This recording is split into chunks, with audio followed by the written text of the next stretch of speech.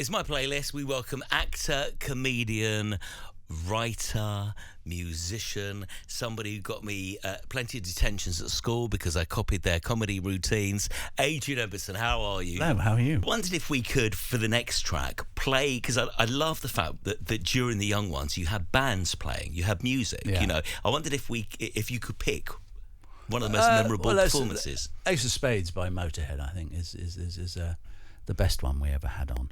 Whose idea was that to incorporate music with the show? It was a budgetary requirement. Really? Yeah, we were under the variety department because we had a lot of stunts and we needed the extra day in the studio, and the only way you could do that was not be in the comedy department, be in the variety, because they had bigger budgets. But their stipulation was it had to have live music in it. But it worked, didn't it? But it worked, yeah. And it became synonymous with the show. Yeah. We had a good time with people like Lemmy. We sort of developed a relationship with Lemmy, and he was in quite a lot of comic strip things as an actor, you know. Yeah. Was that as a result of being on your show? Yeah, that's when we met. Amazing. And, it's quite nice, those kind of things that kind of developed. And as we go into this, do you have a favourite Young Ones episode or a favourite Young Ones scene that you will always remember? There was a stunt we did when Viv and Rick are sort of fighting each other and running around the house shouting "Virgin" at each other, and we dropped 25 feet in a bed from the sort of rafters of the studio into the kitchen set, and then carried on. It was in one shot, and I do remember that. I remember lying on the bed. It was a kind of metal tray dressed to look like a bed with some cardboard boxes in it, which would supposedly crumple. And it was done live in front of the audience, during the show. And I remember lying on it with Rick, and I was looking at each other going, is this really wise? Is this what we do? And my daughter read the book that I've just written, and she came up to me and said, I never realised that you weren't really a comedian, you were a stuntman. Yes. You know, and we were. Yeah, we did a lot of stunts. Bearing in mind you were doing it in front of an audience, did you just have one go at those things? So that was it. It had to work. Had to work. Amazing, isn't it? And if you look at it carefully, you can see that we're completely winded. But we carry on. Because we were troopers and we were getting a laugh. Brilliant. Just we'd do anything for a laugh. Amazing. Let's play a track around Bottom, shall we? The next era. Okay. Have you got something that you would like? What suits Bottom? Because that's kind of 90s, isn't it, now we're talking? Yeah. Let's go for Roll Away the Stone by Mott the Hoople, which isn't a track of that time. But Rick had a very kind of... he didn't really like music. Did he not? No, so we spent a lot of our lives in a van with a very small record collection of CDs. We had Mott the Hoople, we had Little Richard, and we had a bit of Van Morrison. And that was it, really. And we liked Free as a Bird by the Beatles. Beautiful. We got that as a single. Maybe we should play that. That would sound great. Should we do that? Yeah. Because there's something about that song that's kind of the way, because it was a tape they'd found, isn't it? And then they sort of added themselves to it. And the way John and Paul... I mean, have you watched that documentary about the making of...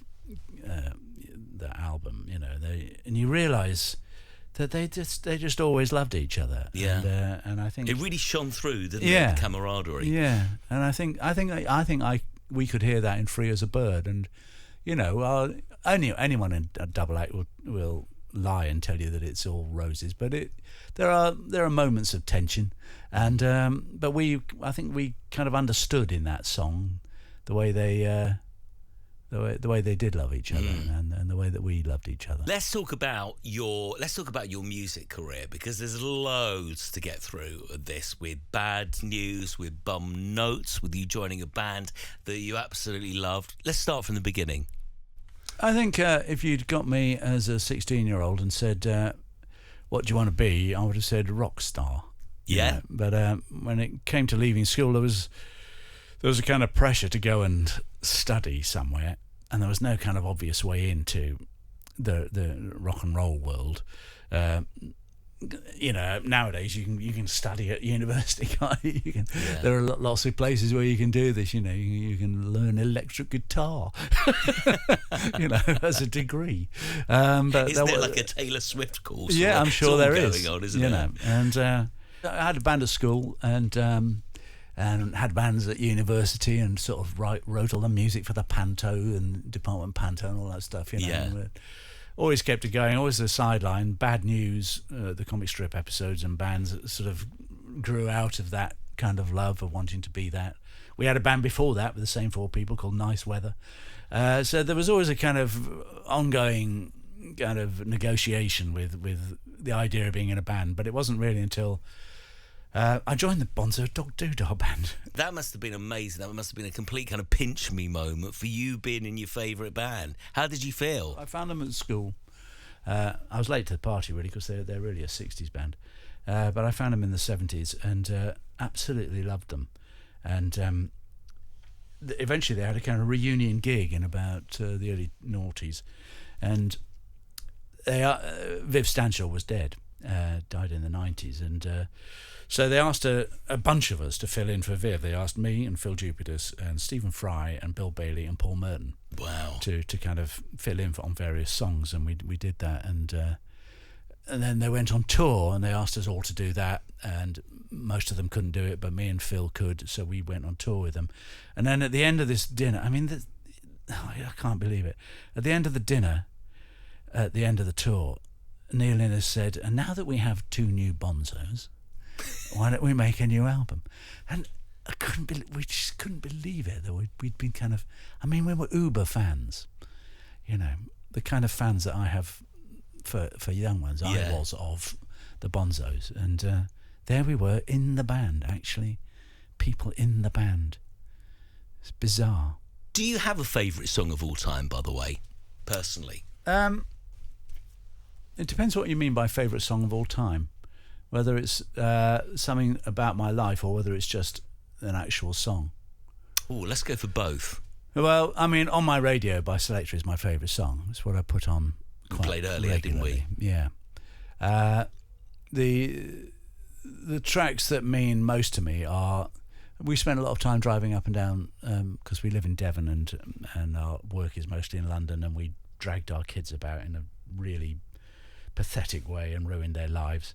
By making them travel too much, and we spent a lot of time listening to Disney, so I can recite the whole of Ariel to you if you like. And as they got older, we went through the Spice Girls and All Saints, because I've got 3 girls, and then we finally started finding bands that we both liked, that even we liked. So we had Crowded House. And we had the Dixie Chicks. So let's play a bit of Take the Weather With You by Crowded House. It's a lovely song, this, isn't it? Virgin Radio.